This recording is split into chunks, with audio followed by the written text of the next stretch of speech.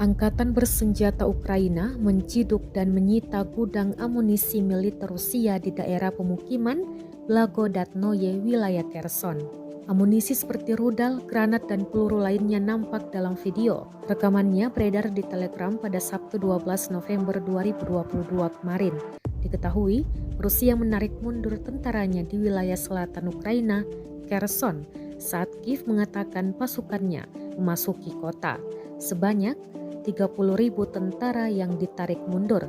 Rusia belakangan ini mengalami kekalahan di salah satu kota terbesar Ukraina di wilayah yang mereka caplok, membuat Presiden Vladimir Putin pusing. Media-media Rusia menggambarkan penarikan pasukan ini sebagai strategi yang baik, tapi pengamat-pengamat asing tetap menganggap keputusan itu sebagai cerminan kekalahan.